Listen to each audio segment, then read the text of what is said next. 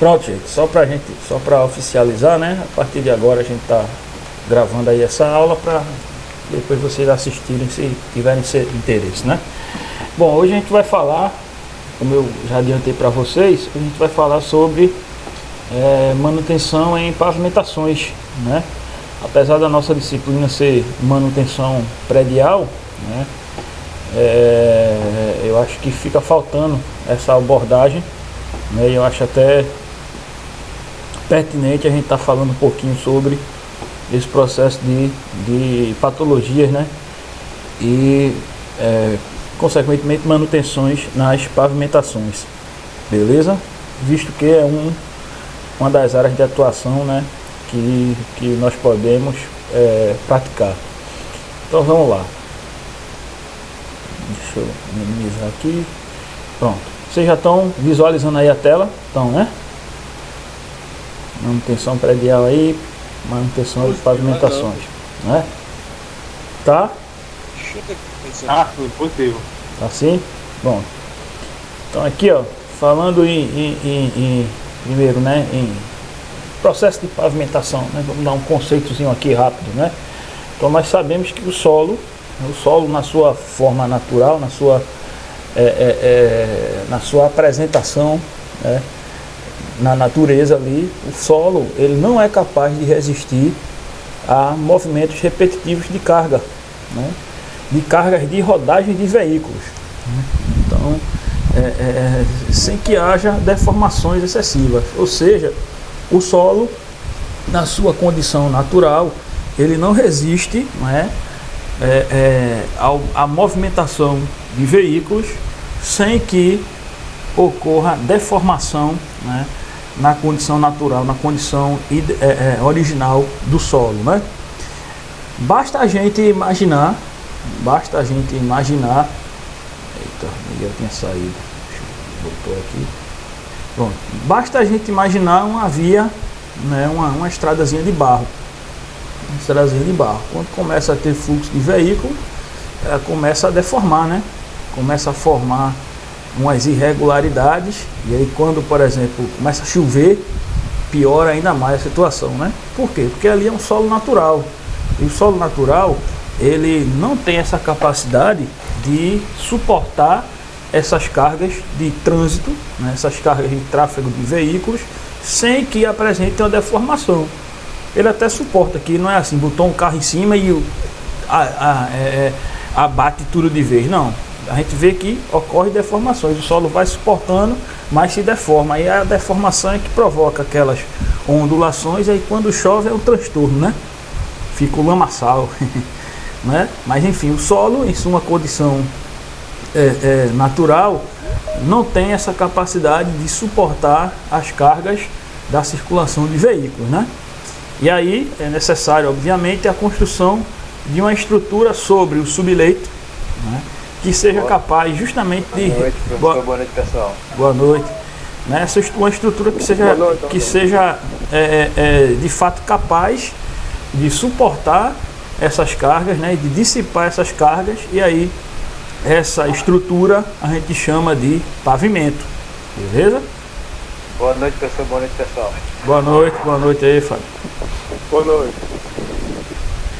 Bom, e aí, ó, o pavimento é uma estrutura que tem como função receber as solicitações de cargas dos veículos, né, e dos transeuntes, e dissipá-la pelas suas próprias camadas e ao subleito, né? Então veja bem, o que acontece, nós imaginamos o seguinte, né?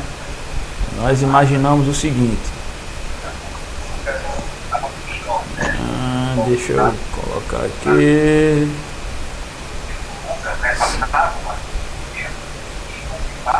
Bom, seguinte, deixa eu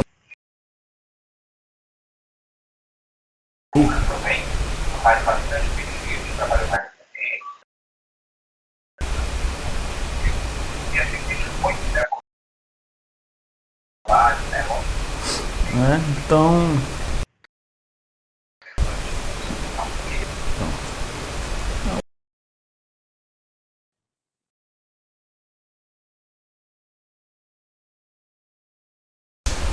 chegar na hora de ter a imagem aí eu mostro a vocês. Mas o que acontece é o seguinte: o pavimento tem essa estrutura, né?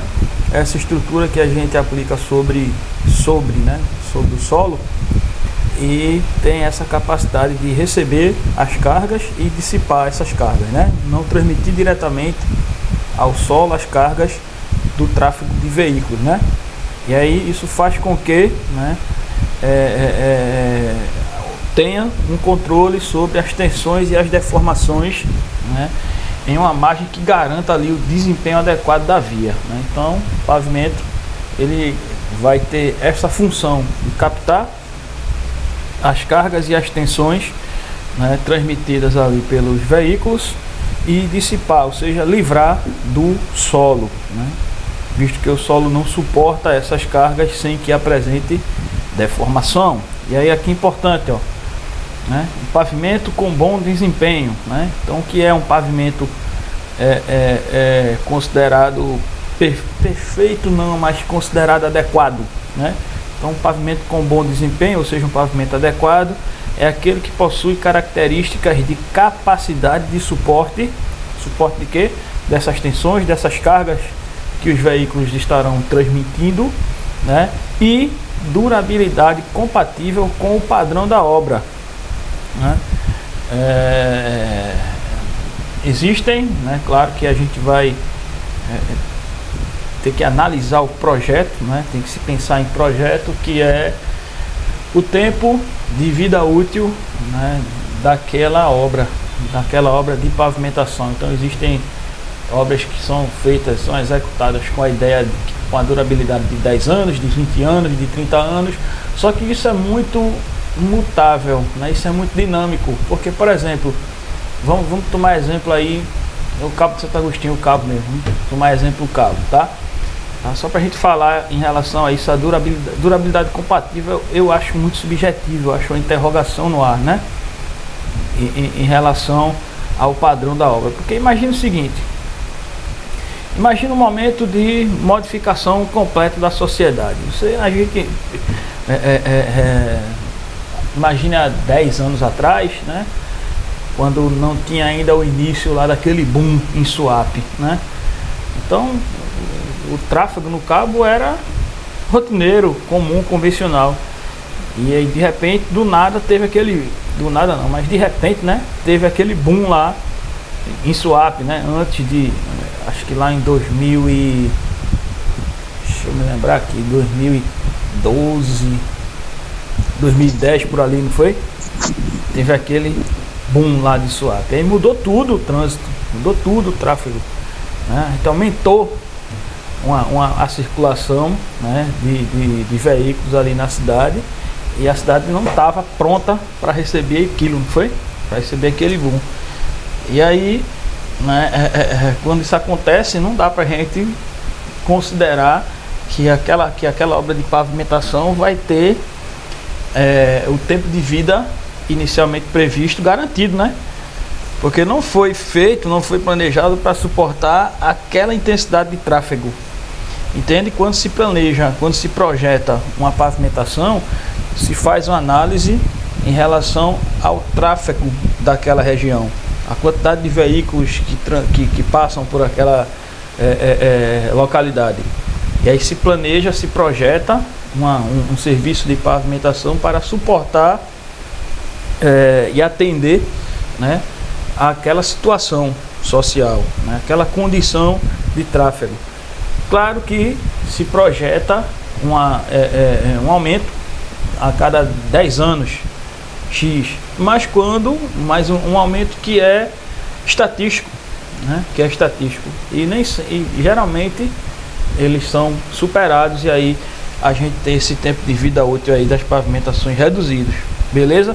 Mas no seguinte, a gente faz o serviço para atender o hoje. Hoje passam 10 carros, massa, a obra está feita para passar 10 carros, beleza, vai durar 10 anos. Opa, então eu tenho que planejar uma situação que daqui a 10 anos ela ainda esteja boa, só que daqui a 10 anos continuaremos tendo só 10 carros circulando? Não, imaginemos agora que no decorrer do tempo, né, esses 10 carros vão aumentar para 30. Então se faz um projeto para suportar 30 carros, não os 10 que existem hoje lá. Deu para entender isso aí?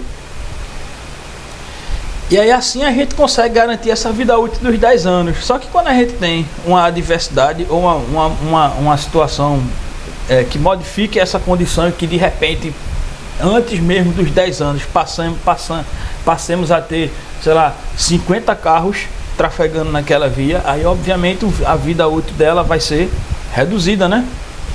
Não foi planejada, não foi projetada para suportar, né, aquelas cargas e aquelas tensões tão elevadas, beleza? Então por isso que quando eu acho muito subjetivo falar em durabilidade compatível com o padrão da obra, né? E também com o tipo de tráfego, isso é muito subjetivo, né? Depende dessas análises. Bom, mas enfim, um pavimento com bom desempenho ele tem que ter essas características, né? E além disso, né, é também confortável ao rolamento e traz segurança aos usuários. Então é uma das premissas da execução de uma pavimentação, né? Atender a capacidade de suporte, né? Atender a necessidade de tráfego de cargas que vai receber, proporcionar conforto aos motoristas, né? Aos passantes, né? Ou seja, aos usuários da faixa de rolamento, e proporcionar também segurança, né? Esses são os pré-requisitos aí para a execução de uma pavimentação, na verdade para o planejamento, né? Para o projeto de uma pavimentação. E aí a gente traz mais resumido aqui, ó, 3 são os requisitos que os projetos de pavimentos ou pavimentações, né, devem se basear: cumprir as demandas estruturais, ou seja, essas que a gente falou agora, de suportar as tensões e as cargas que vão receber, então são demandas estruturais, né? As demandas funcionais, ou seja, atender à necessidade da obra, né? Atender à necessidade daquela região, tá? Então tem que funcionar, tem que dar certo, tem que fazer fluir o trânsito, né? E a economia na execução dos serviços. Lembrando que economia não pode ser imperante no quesito qualidade, né? Se a economia for gerar baixa ou queda na qualidade dos serviços ou dos materiais, então a gente sempre vai optar pela qualidade no lugar da economia. Porém, os 3 pilares para a execução de um projeto de pavimentação são justamente isso: cumprir as demandas estruturais, ou seja, ser capaz de suportar as cargas e as tensões recebidas, né? Cumprir com as demandas funcionais, ou seja, atender a necessidade pela qual foi projetada, e economia na execução. Bom, a ideia, né, como em toda obra de engenharia, é que justamente, né, seja cumprido esses objetivos, né, utilizando, claro, boa técnica e de baixo custo, né? E a gente ressalta mais uma vez que isso aqui não pode interferir na qualidade, tá? Se essa economia, se essa prática, né, da boa técnica pelo baixo custo incidir na queda da qualidade, então a gente não vai deixar a qualidade cair a favor da economia, beleza? Bom, isso aqui são premissas para projetar uma pavimentação. Diferente, né? Aqui claro que isso aqui a gente está se referindo a rodovias, né? A rodovias, a rua, vias públicas de uma maneira geral. É diferente, por exemplo, quando a gente fala de pavimentações condominiais, né? Dentro de condomínios a gente não tem as ruas de acesso, né? Tem alguns prédios, alguns edifícios onde... Boa noite, pessoal. Boa noite. Onde o veículo já entra direto na rampa do estacionamento, não é isso? Tem isso? Tem. Mas existem outros que são blocos de condomínios, né? Existem blocos de condomínios.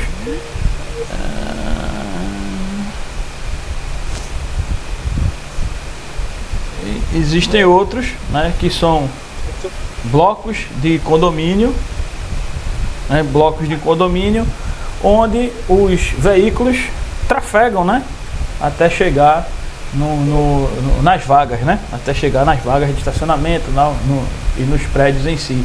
Então ali a gente tem uma pavimentação interna, né, no condomínio. Só que aquela ali, a gente já tem maior controle em relação à quantidade de veículos e tráfego. Por quê? Nós temos um número de fato limitado de vagas, né? Sei lá, são 50 apartamentos. 2 vagas por apartamento. Se for assim, 2 vagas de garagem por apartamento, nós vamos ter sempre 100 carros circulando. E é muito provável que não ocorra a situação dos 100 carros circulando ao mesmo tempo, tá? Então é algo mais controlável, né? Como a gente tem esse conhecimento da quantidade, né? Então é mais controlável, é mais fácil de projetar uma pavimentação que atenda aquelas condições de vida útil, né? E fica também mais fácil a condição de manutenção, beleza? E aí, de um modo geral, só para a gente dar uma relembrada, né? Acho que a gente já viu isso em algum outro momento, mas só para a gente relembrar, né, quais são as camadas aí que constituem uma pavimentação, né? Então, primeiro, nós temos 2 tipos aí de pavimentações, né? Nós podemos classificar as pavimentações em pavimentação flexível e pavimentação rígida, né? Pavimento flexível e pavimento rígido, tá? No pavimento flexível, nós vamos ter como revestimento final, né, o revestimento asfáltico, né, o asfalto. E aí quais são as camadas, né? A camada mais interna, a camada mais interior, né, nós vamos chamar de subleito.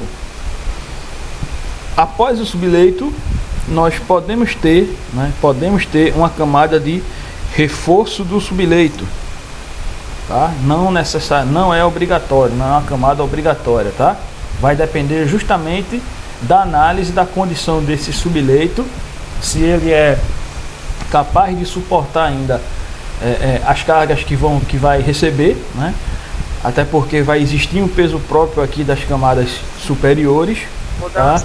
E aí, se esse subleito aqui ele não como é que se diz, ele não for capaz de suportar essas cargas, então se faz necessário a execução de uma camada de reforço, né? Acima do subleito e do reforço, quanto necessário, nós vamos ter a subbase, né? E acima da subbase nós temos a base, né? Então são essas camadas, né? São essas camadas que compõem a estrutura de uma pavimentação, e é justamente nessas camadas que ocorre, né, a dissipação daquelas cargas, né, que são oriundas do tráfego. E aí essa dissipação de cargas, né, tem a intenção justamente de minimizar essas cargas lá no subleito, beleza?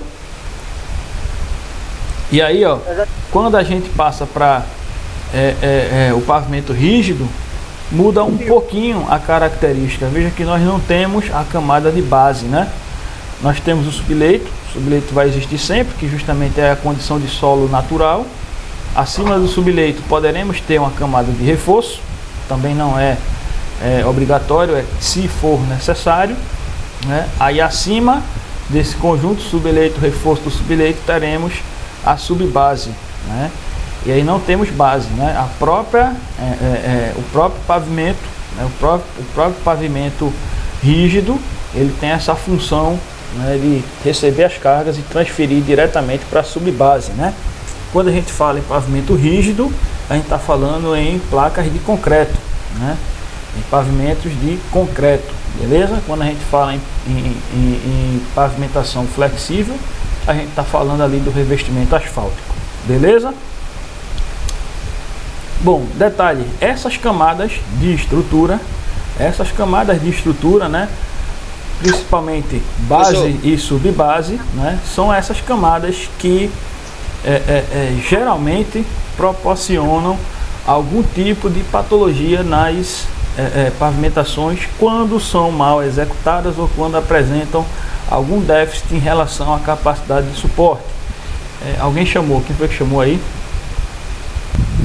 o final, que a gente vai chamar de capeamento, né? Seja de pavimento flexível ou de pavimento rígido, né? É um transferidor de cargas, né? Quem vai suportar as cargas são justamente as camadas de estrutura. As camadas de estrutura do pavimentação, que são a subbase e a base.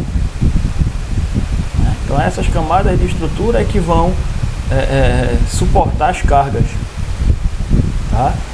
E aí, claro que tem toda uma análise em relação a tudo isso que eu falei aqui anteriormente, né? Analisando todos esses pontos aqui, né? A capacidade de suporte, atender às necessidades, durabilidade, economia. Então, dentro de todos os fatores, né? Se é projetado uma pavimentação. E aí, analisando esses fatores, né? Que se define se o pavimento vai ser rígido ou flexível. Beleza?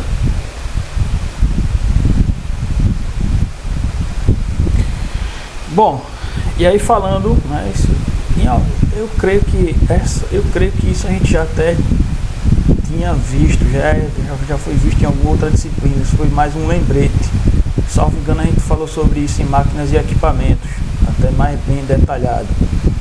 Mas sobre essas camadas aí, sobre a execução de pavimentação. Salvo engano, a gente falou sobre isso em máquinas e equipamentos. E aí foi bom trazer um lembrete, porque aqui agora a gente vai falar sobre identificação dos defeitos que possam aparecer, né? São aí as patologias que podem vir a surgir, né, nas pavimentações. Então, peraí, deixa eu só dar um pause aqui. Tá? Quando a gente fala em execução de pavimentações, então a gente tem, claro, que atender às determinações das normas, né, das NBRs correlacionadas a esse serviço, mas também a gente tem que ficar sempre atento, né, às normatizações do DENIT, né, o Departamento Nacional de Infraestrutura e Trânsito, né. E aí o DR já é um órgão que é estadual, né. Cada estado tem a sua representação do DR, e o DR é atrelado, né, é ligado ao DENIT. E aí a gente tem que também estar sempre atentos, né, às normatizações do DENIT, beleza? E aí, ó, a identificação dos defeitos, né, de superfície de pavimentações, claro, são feitas a olho nu. A gente consegue visualizar os defeitos e as patologias das pavimentações, né? E torna-se muito importante para o alinhamento de medidas que revertam e melhorem a situação do pavimento, tá? Então a identificação dos defeitos, assim como na manutenção predial, lembra que a gente fala sobre o momento de diagnóstico, né? A gente fala primeiro sobre o momento de avaliação e diagnóstico, né? Que é justamente identificar esses defeitos, né? E encontrar as causas dessas patologias. O mesmo se aplica nas pavimentações, né? É de fundamental importância para a terapia, ou seja, para definir as tomadas de serviços que venham a recuperar ou melhorar a condição do pavimento, né? Então é de fundamental importância a análise prévia da situação atual do pavimento, daquele pavimento, né, daquela pavimentação, e a busca pelas causas das patologias que possam vir a estar ocorrendo, beleza? Então, assim como na manutenção predial, na manutenção de pavimentação, também é de fundamental importância a análise prévia e identificação das causas dos defeitos, né? De modo que a gente sempre vai estar atuando, né, na fonte da problemática, né? Nunca a gente vai estar imaginando executar paliativos, né? A nossa ideia sempre será executar serviços de recuperação que sejam duradouros, né? E aí, para serem duradouros, né, temos que, de fato, buscar as causas, né, as origens daquelas patologias, daqueles problemas, para mitigar essas origens e esses problemas não serem recorrentes, né? E aí, ó, além da identificação, né, da causa dos problemas, é necessário a gente estabelecer índices, né? Limites, referências que indiquem o grau de degradação dessas regiões, pois é justamente a partir desses índices, desses limites, que serão determinadas a sequência dos trabalhos de manutenção e reparo. Onde é que a gente encontra esses índices? Justamente nas normatizações do DENIT, tá? Então, tem que se buscar essas normatizações do DENIT, tem que entrar no site do DENIT, baixar as normatizações do DENIT e aí verificar esses índices de degradação da pavimentação, e aí, dependendo desses números, né, é que nós vamos dar sequência ao projeto aí de reparo. Lembrando a vocês que quando eu falo assim a gente e tal, é porque a gente temos que, né, quando eu falo a gente vai definir esses passos, seguir com o processo de recuperação e tal, é porque temos, né, que nos incluir dentro da comunidade, né, científica, né, da construção civil, mas não é uma atribuição de nós aqui, técnicos em edificações, beleza? Só para você ter ideia de como é que se faz um projeto de recuperação de pavimentação, né? Se analisa, se busca os índices lá nas planilhas, nas determinações do DENIT, e através desses índices se chega, né, a uma conclusão do grau de agressão daquela patologia e, consequentemente, da elaboração de um projeto de recuperação correto, né, que atenda àquela necessidade. Beleza? Vamos lá. A gente vai ver que, inclusive, reparos mal executados são considerados defeitos de patologia. Vocês vão ver daqui a pouco, eu trouxe algumas imagens, a gente vai ver onde os reparos mal direcionados são considerados defeitos. Vocês vão ver que já vivenciaram, já passaram por uma situação dessa. Já passaram por cima, né? Já viram em algum estrada, com certeza. Bom, os defeitos em superfície, né, que surgem no início, veja o que a gente fala. Eu quero que você perceba também o seguinte, gente, porque tem um ponto aqui, não tem nada. Ah, não, tá, beleza, não é assim não. Bom, eu quero que você perceba o seguinte, muito parecido, né, com a condição predial. Veja, os defeitos em uma superfície, né, que surgem no início de sua utilização, ou que surgem no início da utilização da via, geralmente são devido a erros ou inadequações de quê? De projeto ou de execução. A mesma forma, a mesma situação a gente vive na condição predial, né? Imagine você que uma construção, uma edificação qualquer, antes mesmo de ser entregue as chaves aos moradores, já começa de repente a apresentar algumas patologias, fissura, infiltração, sinais de infiltração nas paredes e tal. Foi problema do tempo de uso?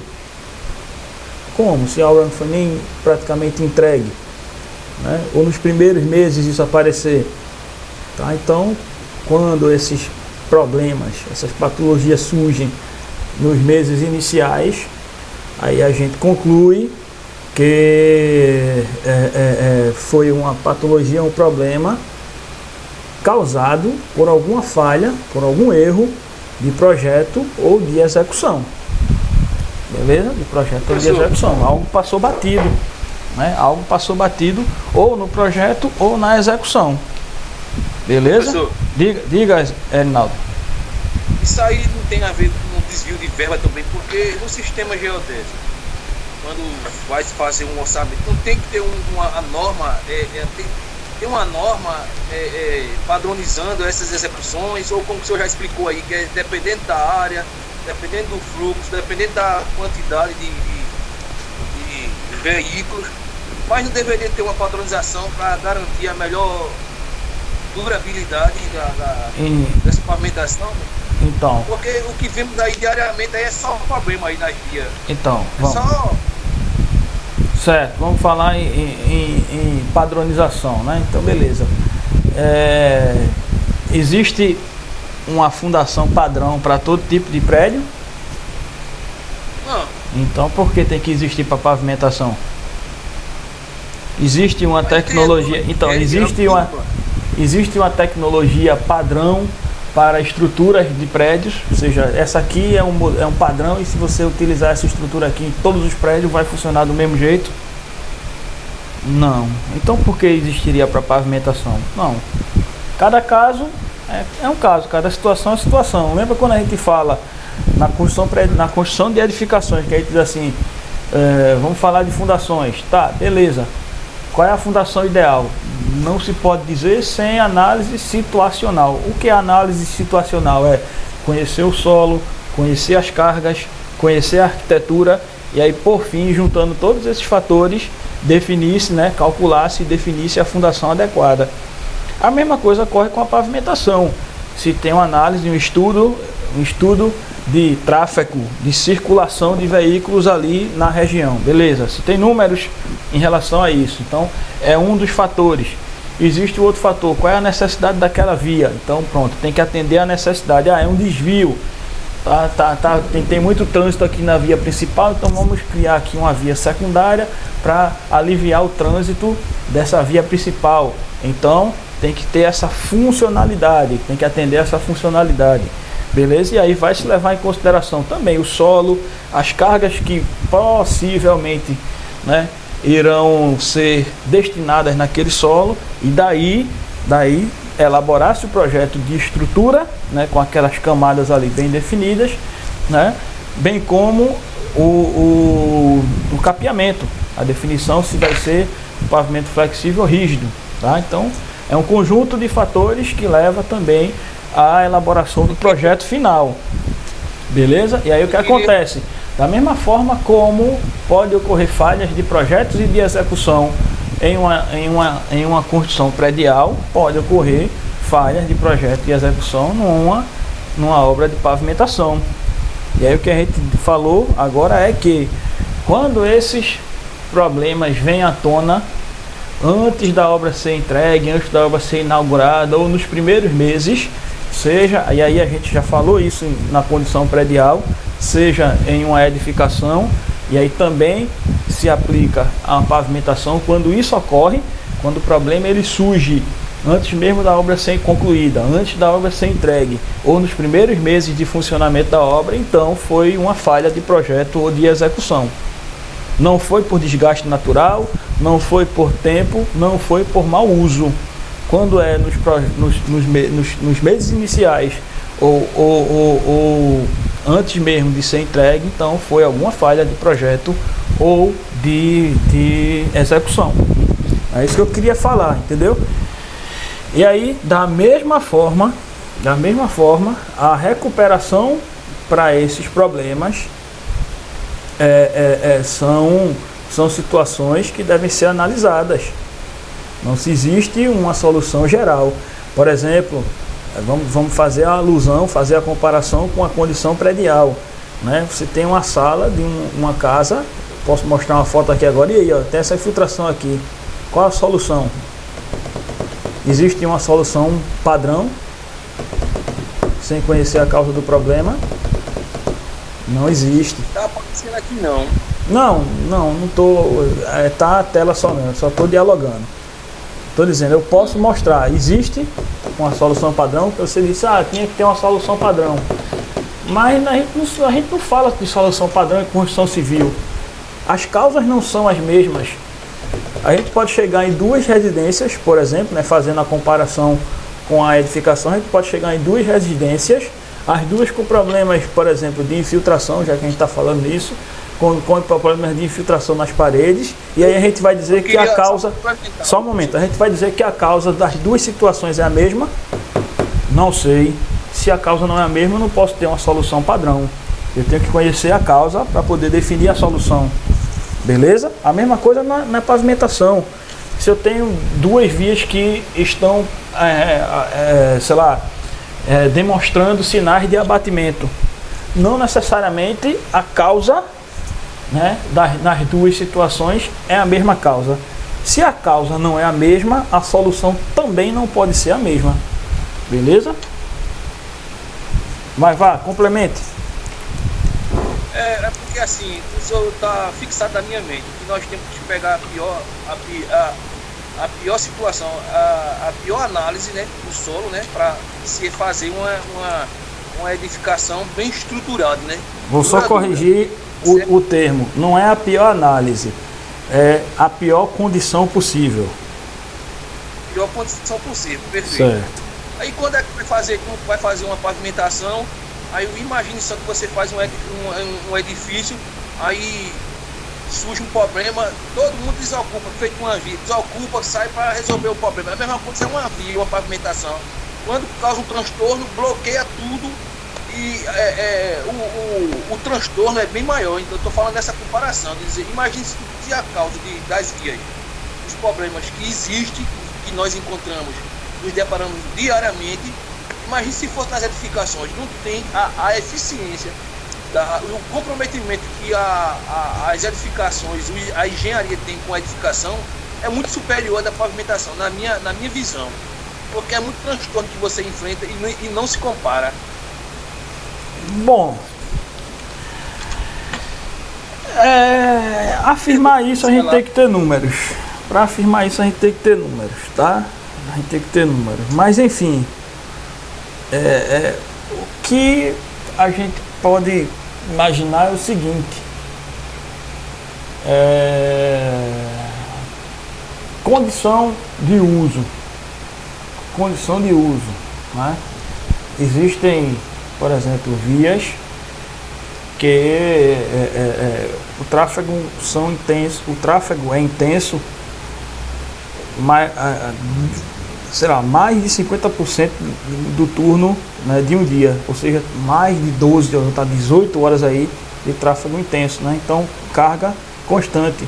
A análise é feita, mas é como eu disse a você, é muito mais dinâmico a mudança do trânsito, a mudança da quantidade de tráfego, é muito mais dinâmico do que a mudança de cargas em uma edificação. Muito mais dinâmico, né? Não se imagina que uma edificação, por exemplo, planejada, um prédio projetado para 10 unidades habitacionais, e aí naqueles números que a gente tem, sei lá, de 2 pessoas por cada dormitório, né? Quando a gente estava fazendo alguns dimensionamentos a gente viu isso, então a gente imagina, se são 10 unidades, são 40 pessoas. Então a gente botando uma pessoa a mais por casa são 50, então a gente não imagina que vai fugir muito disso, né? Então as cargas do vento, se faz análise também, então não vai se mudar muito, a não ser que seja uma catástrofe natural, beleza? É muito diferente de uma pavimentação, onde se planeja uma via que tem uma durabilidade de 10 anos para suportar um tráfego de 1000 carros, né? E que durante esses 10 anos se faz um cálculo que são 1000 carros hoje e daqui a 10 anos vão ter 5.000 carros passando, então se faz esse estudo, né, no ato de dimensionamento do projeto. Só que isso é muito mais mutável. Imagine que de repente agora vai começar a ocorrer um empreendimento onde a principal via de circulação seja essa sua pavimentação. E aí não era uma via de repente que estava planejado para suportar tráfego intenso diariamente de carros, né, de veículos de grande porte. E aí começou a ter.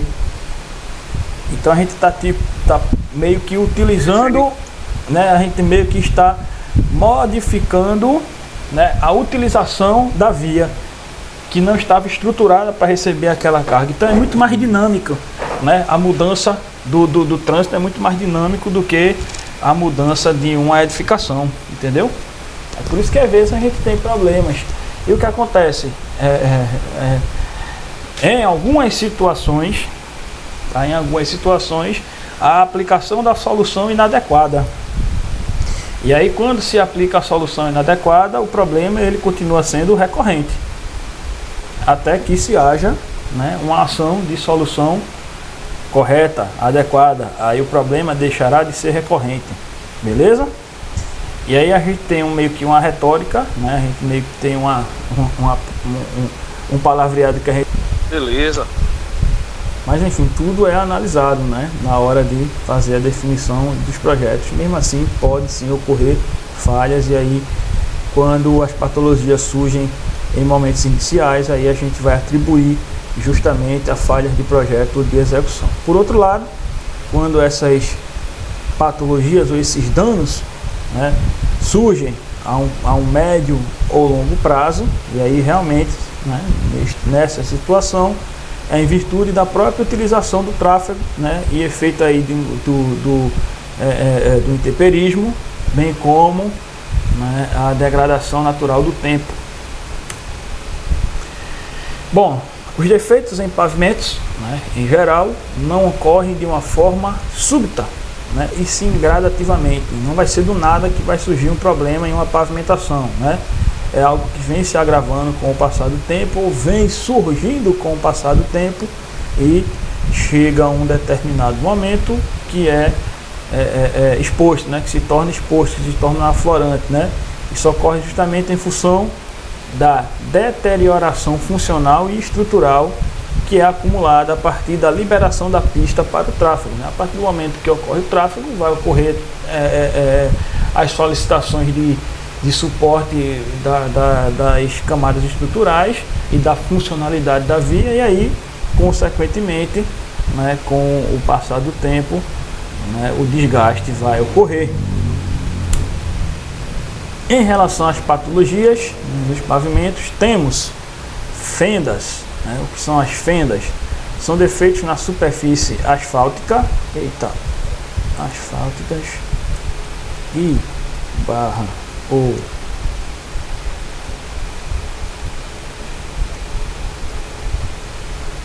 rígida, né? Então,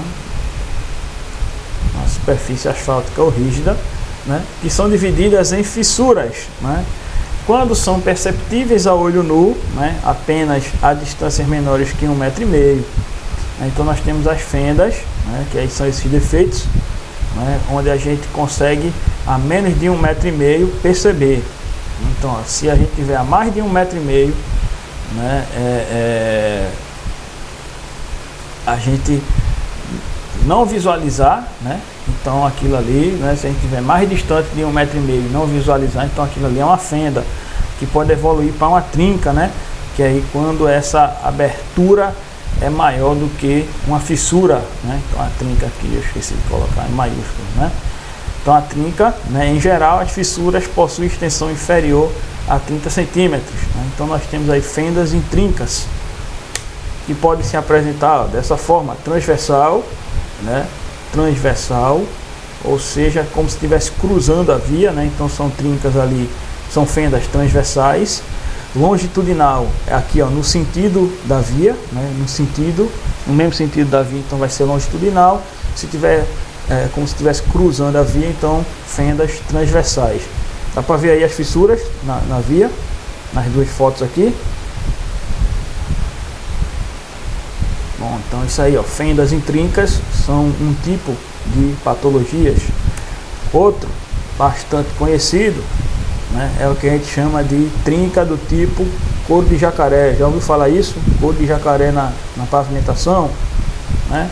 Então é um tipo de patologia que ela é meio que específica dos pavimentos flexíveis, ou seja, são patologias que surgem nas pavimentações asfálticas, né? Não possuem regularidade geométrica e em geral são derivadas da fadiga do pavimento, ou seja, do desgaste natural do pavimento. Tá vendo aqui as duas imagens? Dá para visualizar, não? Né? Dá para ver como se fosse tá vendo aqui, né? Meio que trincando, e essa outra aqui chegou a ter inclusive, né, uma pequena erosão, tá? Então nós podemos ter as duas situações, né? Essa trinca couro de jacaré sem erosão, note que só está, né, trançada aqui parecendo uma teia, né? Meio que um monte de trincazinha junto, tá? né, sem orientação, sem regularidade geométrica nenhuma, alguma no caso, né?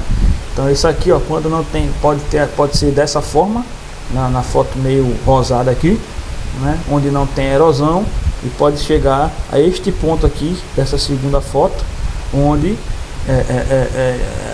ocorre inclusive o desplacamento, e aí a gente diz que é uma trinca couro de jacaré com erosão, tá? E nas duas situações, né,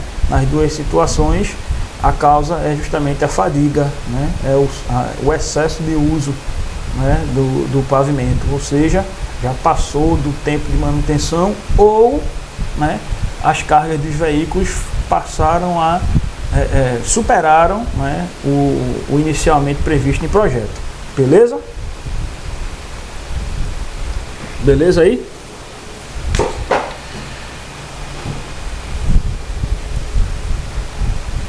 Bom, as trincas couro de jacaré, tá vendo? Com ou sem erosão, possuem as causas em comum, sendo elas, são várias as causas, vou citar algumas aqui, como eu falei para vocês, ó, solicitação repetitiva das cargas no tráfego, grandes gradientes térmicos, ou seja, grandes mudanças de temperatura, né? Mudanças de temperatura também podem provocar esse tipo de fissura, envelhecimento do material ligante, né? Se você lembrar, principalmente não de agora, até passei batido nisso aqui, mas quando a gente falou em algum outro momento, né, existe uma camada aqui, né, entre a base e o revestimento asfáltico, existe a camada do material ligante, né, que se vocês lembrarem, a gente chamou de imprimação, né? Imprimação, né, é justamente o material betuminoso ligante, né, que vai proporcionar essa aderência do revestimento asfáltico final na base, né? E aí, uma das patologias, quando esse material ligante ele sofre o desgaste, né, ou o envelhecimento, é justamente essa trinca do tipo couro de jacaré, né? Perca de flexibilidade do próprio pavimento asfáltico, né? Compactação ineficiente do revestimento, então falha na execução, né? Compactação ineficiente. Bom, enfim, vários são os fatores que podem levar ao surgimento de uma trinca couro de jacaré.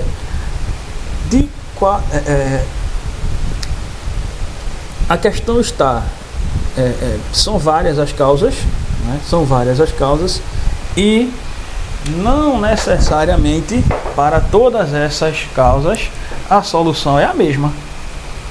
A gente meio que agora vai voltar, né, ao que Erinaldo aí tinha comentado e questionado, né? Então nós temos aí uma situação, né, de uma patologia que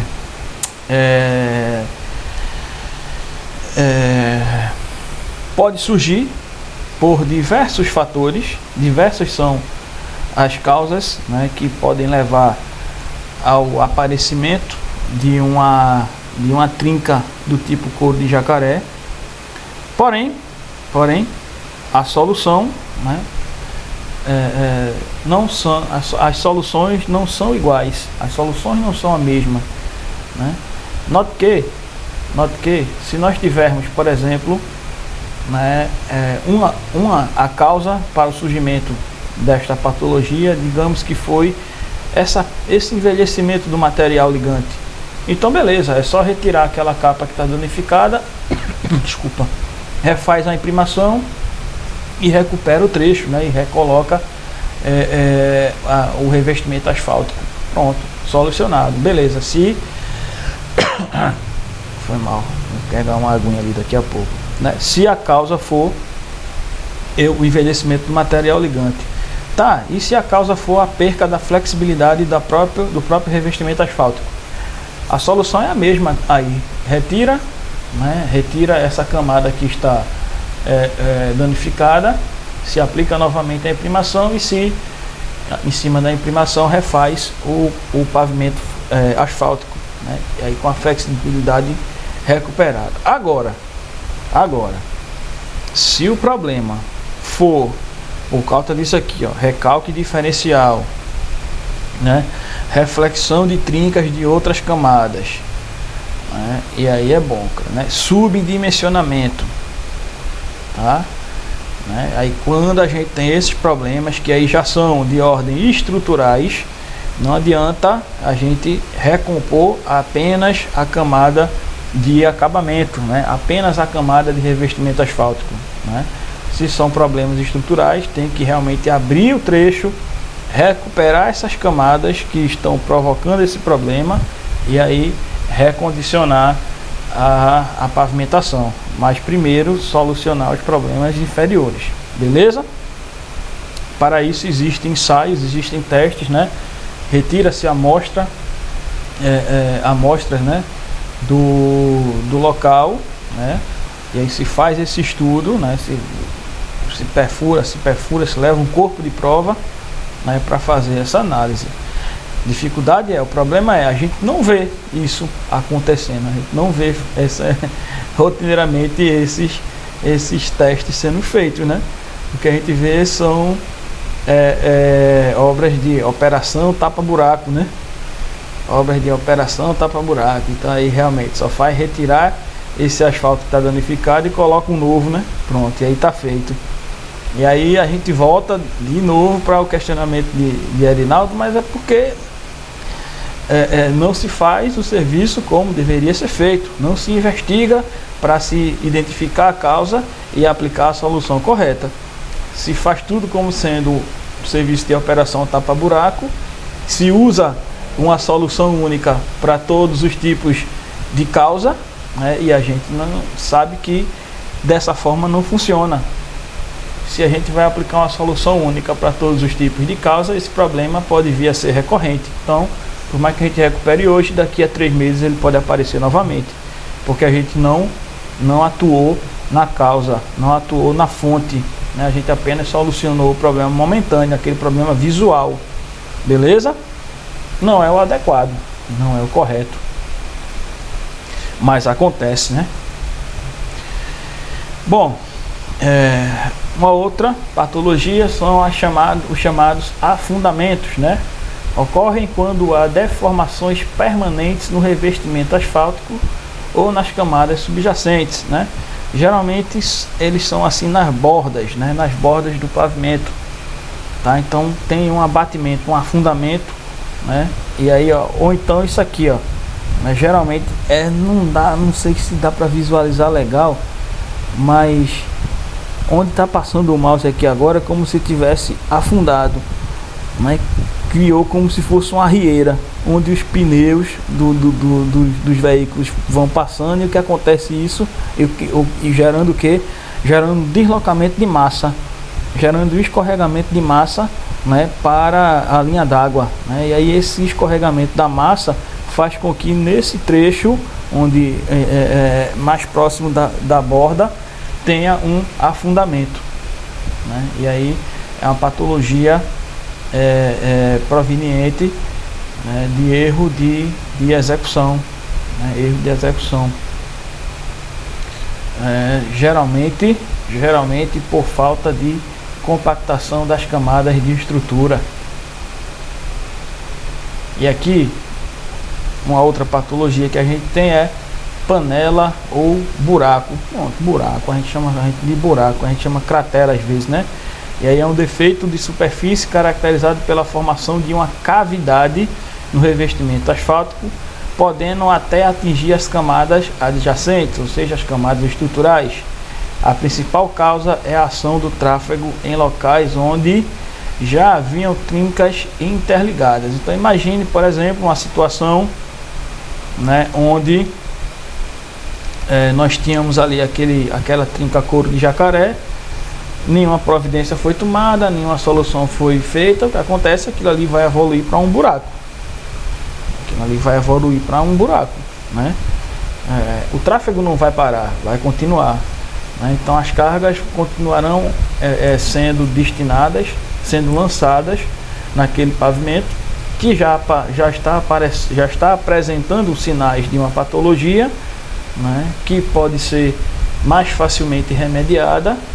E quando não se faz a ação de remediação, o que acontece é um agravamento, né? O que acontece é que a situação vai se agravar e essa trinca, né, essas fissuras, esse problema menor, né, evolui para um buraco, que é um problema aí bem maior, que pode normalmente atingir até as camadas estruturais, as camadas, né, inferiores da pavimentação.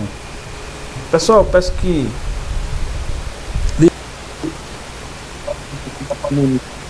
E aí, ó, a principal causa, né, é a ação do tráfego, né, realmente, como a gente já falou, em locais que já existiam, de repente, né, trincas ali interligadas, né, e inclusive com a remoção do pavimento, do revestimento, né.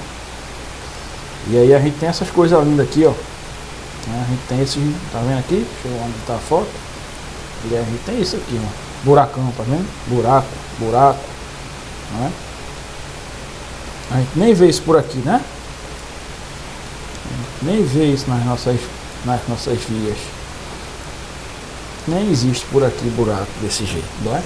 Então, pronto. Além disso, né, além dos transtornos, né, as panelas aí ou buracos podem surgir devido a falhas construtivas, né? Também pode ser falha de execução, obviamente, falha na imprimação, umidade excessiva nas camadas de solo, degradação por dosagem inadequada na hora do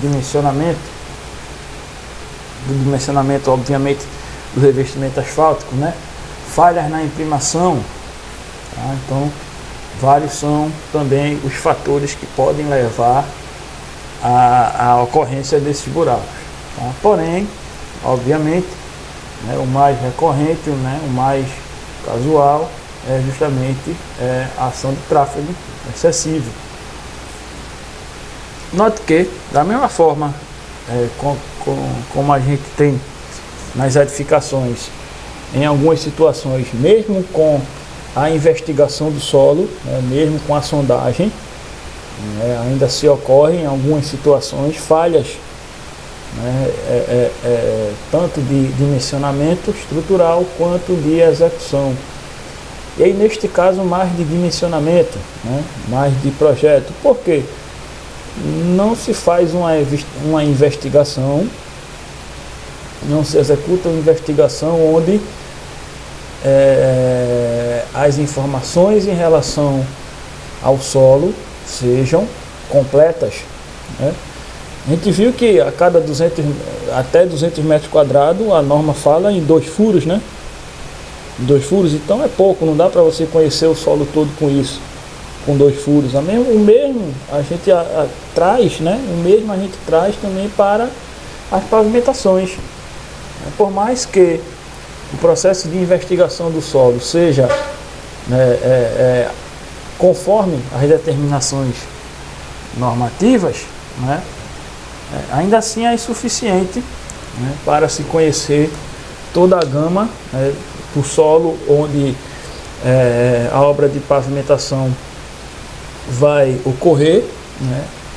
Consequentemente, o projeto pode ser falho em alguns trechos, em alguns pontos, né, justamente por não se conhecer por completo, né, o solo onde vai se apoiar essa obra de pavimentação. Beleza? Bom, temos aqui também os remendos, né? Os remendos já são alguma solução dada e que, né, podem ser vistos como defeitos, né, em alguma situação. Porque veja, como a gente está falando de defeitos, então o remendo é um defeito, é um tipo de defeito relacionado a uma conservação da superfície, ou seja, uma solução inadequada, né? Ele é caracterizado pelo preenchimento de buracos, né, de panelas ou buracos, depressões e outros orifícios com a massa asfáltica. Só que, né, o remendo mal executado, né, eles tornam-se defeitos de superfície e provocam danos ao conforto no rolamento. Veja, se não atende a toda a área, então a patologia ainda fica aqui. E outra, o remendo ele é feito em cima da pavimentação existente, então não se retira a danificada, né? Então É um processo, né? É uma solução que é dada, mas é justamente um paliativo, né? Não se atua na causa. E aí por isso que a gente encontra aquele desconforto, a via não fica regular, né? A gente começa a ter camadas, né, de trepidações na rolagem, né? Na rolagem, beleza? Então é uma solução inadequada. Se é uma solução inadequada, é vista como um defeito. E aí, ó, falando agora na manutenção, né, visto aí esses defeitos, falando em manutenção, a manutenção dos pavimentos asfálticos não deve ocorrer apenas quando este se encontra, né, próximo ao limite de aceitabilidade. Então, tem o período de vida útil. Então, não quer dizer que quando estiver próximo, né, de atingir esse período de vida útil, que deve se fazer serviço de manutenção, né? A gente tem, o pior é que a gente tem aqui alguns trechos, né, algumas localidades, né, alguns lugares que a gente passa que pior ainda, né, passa o tempo de vida útil, o buraco fica lá, as patologias aparecem e nada é feito, né, em relação à manutenção. Como eu já falei, a gente nota, é notório isso, né, a cultura aqui no Brasil, na maioria das localidades, a cultura é de correção e não de manutenção, tá? Mas da mesma forma, quando a gente fala, como a gente fala em manutenção predial integrada, né, que atua até de maneira preditiva, né, antecipada ao surgimento de sinais de patologia, mesmo a gente tem que aplicar nas pavimentações, né? A atuação na manutenção de condição de vida útil dos nossos pavimentos tem que ocorrer, né, antes mesmo que os problemas comecem a dar sinais, ou de maneira preventiva, quando os primeiros sinais começarem a aparecer, já fazer alguma coisa, já atuar para que aquele problema não evolua ao dano exposto, né? Mas enfim, isso é como deveria ser, tá? Então isso a gente mostra aqui a vocês como deve ser o processo. Então, deve-se ter em mente que a solução mais econômica e segura aos usuários é que sejam feitos planos estratégicos de intervenções periódicas, né, que retardem os danos na superfície dos pavimentos. Tá? Então, é justamente isso que eu acabei de falar para vocês. Da mesma forma como a gente tem um planejamento de manutenção para uma edificação, né, quando a gente tem esse planejamento de manutenção predial, deve-se existir uma programação de manutenção para, né, as vias públicas, para as pavimentações. Lembrando que a gente está falando que deve existir, deveria existir, né? Infelizmente a gente não vê isso acontecer, né? Mas deveria acontecer. Porque além desses, né, deve-se ter uma preocupação também com as estruturas adjacentes das vias, né? Uma via danificada, ela pode vir a provocar, inclusive, patologias no sistema de drenagem, no acostamento, nos passeios, né, nas áreas de canteiro, né? Então, todos os sistemas que estão interligados ali à pavimentação, quando a gente tem uma patologia na pavimentação, esses sistemas interligados podem também sofrer algum tipo de dano, né? Então a conservação das pavimentações influencia diretamente na segurança e durabilidade dos pavimentos principais e dos sistemas que estão interligados e adjacentes a esse pavimento. Bom mesmo, só de concreto. Asfalto não é só para capear, né, professor? No caso, não. Tornar ele flexível, né? Não. As duas tecnologias são capas, né? São capeamentos. Beleza? Então, bom mesmo é... Eita, deixa eu sair, foi. Então, primeiro ponto é justamente fazer uma avaliação situacional, ou seja, avaliar a situação do pavimento, né? Para quê? Para que a partir daí sejam tomadas as decisões corretas para recuperar e recompor esse pavimento. Então, primeiro, coletar informações no trecho de estudo, né? Ir lá em loco verificar a situação. 2, identificar as condições que o pavimento está apresentando, né? 3, fazer uma análise das causas dos defeitos, quais são as possíveis causas para aquelas patologias, né? Inclusive com a execução de ensaios, né? De retirada de amostras das camadas para estudo, ensaio e identificação dessas causas, né? Depois, desenvolver as possíveis alternativas, né, para a solução desses problemas. Avaliação técnica e econômica desta recuperação. Escolher a melhor alternativa dentre as definidas.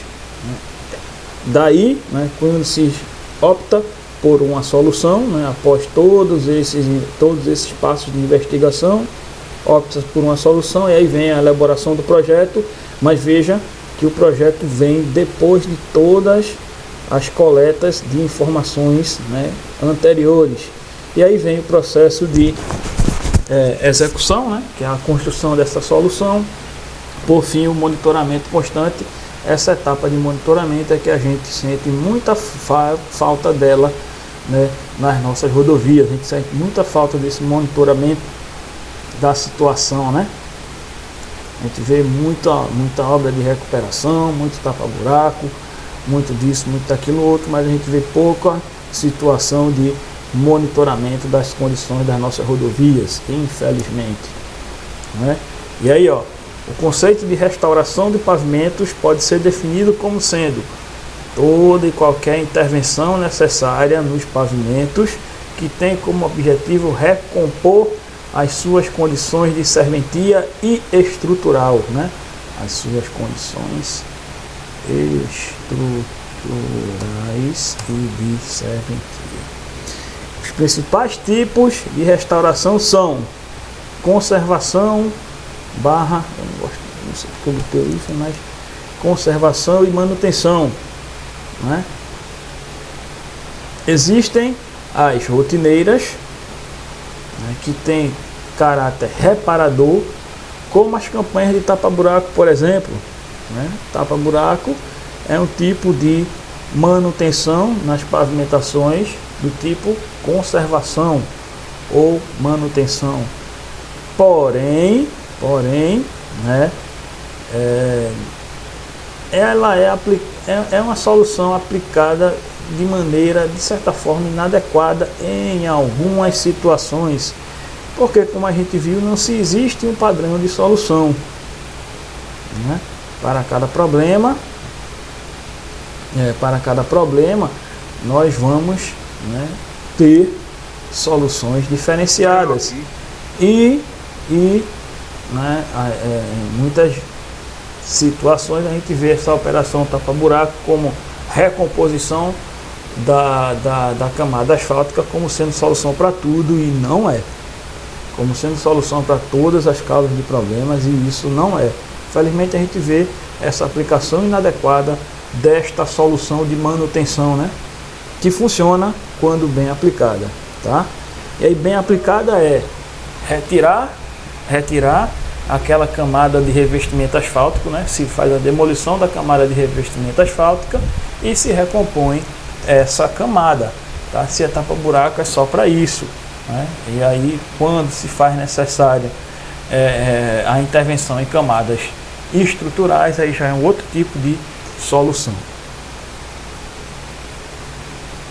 Uma outra situação é o reforço, né?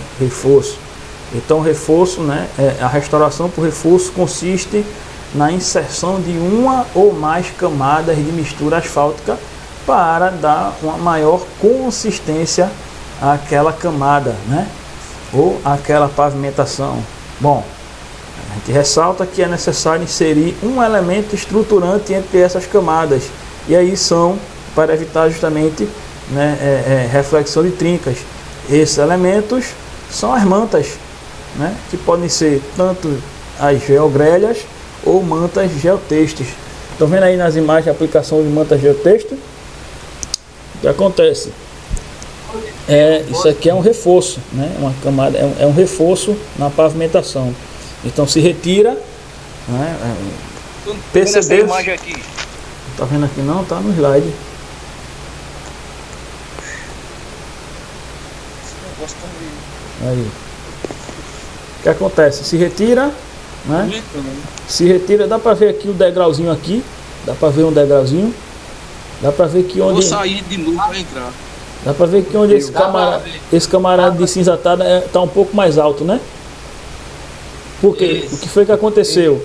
Se retirou, se removeu aquela camada inicial, se retirou a pavimentação asfáltica danificada, né? Onde foi detectada a necessidade desse reforço.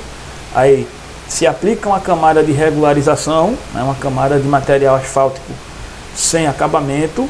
Em cima dessa camada se aplica uma imprimação e a manta Sai mais nenhum aqui, ali. geotêxtil, a manta geotêxtil ou a geogrelha, né? Deixa eu só fazer uma situação aqui. Ou a geogrelha, né?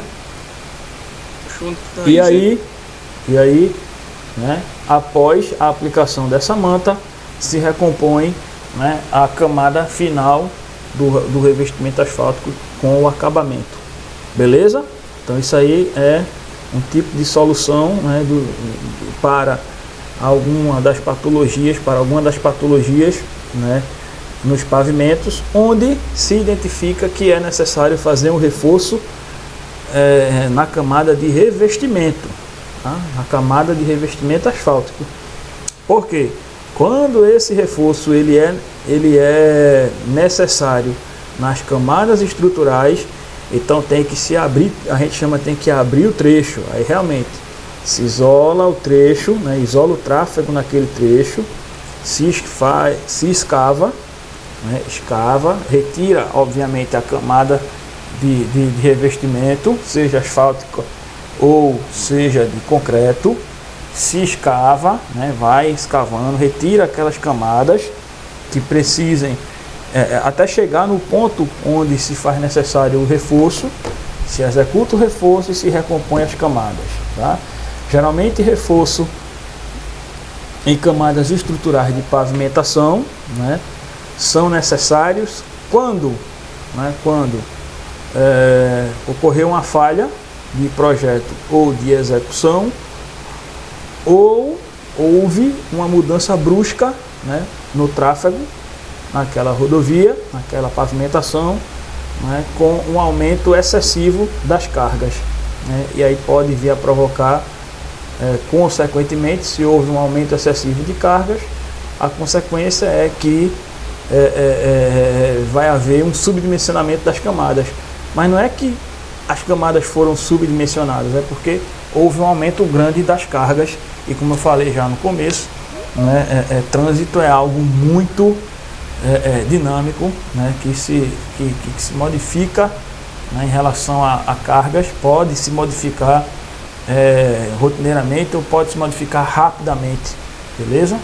Não se pode ter esse controle, né, na circulação de veículos, a não ser que realmente haja uma restrição, né, via apenas para veículos leves, enfim, né, as rodovias geralmente pedagiadas têm mais controle, conseguem ter mais controle em relação a isso, tá? Mas enfim, quando é direcionado para esse ponto, em vias públicas, relativamente ou meramente públicas, né, esse controle, né, em relação à permissão do tráfego, né, então isso aí é mais difícil de se obter, né. Outro processo de recuperação se chama reciclagem. O que é a reciclagem, né? São técnicas de recomposição do pavimento e reaproveitamento de suas camadas. Então, existe um processo onde se retira esse capeamento asfáltico e esse material que foi retirado, ele sofre um processamento e volta a ser aplicado, né? O processo de reciclagem, geralmente, ele ocorre quando foi identificado uma falha na execução mas que os materiais aplicados nas camadas, né, eles atendem às necessidades, né? Aí não é que os materiais foram alocados de maneira equivocada ou subdimensionados, não é isso. É que o processo de execução foi mal feito, né? Houve uma falha de execução, de repente em relação à espessura da camada, quantidade de compactação mal executada, né? Então alguma falha na execução, mas que dá para se reaproveitar o próprio material aplicado, beleza? E aí a gente chama de reciclagem. Por fim, nós temos a reconstrução, né? A reconstrução é o tipo, né, de manutenção ou de recuperação na pavimentação utilizado em situações mais graves, onde há uma remoção parcial ou total das camadas do pavimento, né? E aí a execução de novas camadas, de novos um pavimento praticamente novo, né? Então reconstrução, o próprio nome já diz, é reconstruir. É como se fosse assim, eita, esse prédio aqui, imagine esse prédio aqui, um prédio aí qualquer, uma edificação qualquer, e depois de uma análise, né, depois de uma vistoria, você vê, não tem jeito não, aqui só vai a reconstrução. O que é reconstrução? É derrubar e fazer de novo, tá? Então é uma também das condições, né, uma das situações que a gente tem para recuperação aí das pavimentações, né? Em alguns casos é o processo de reconstrução, beleza? Bom, então por hoje é só em relação a esse conteúdo. Vamos aos avisos, vamos à recapitulação de algumas coisas que a gente falou ontem, né? Então, dúvidas? Alguém quer fazer mais algum comentário, alguma abordagem em relação ao tema aí?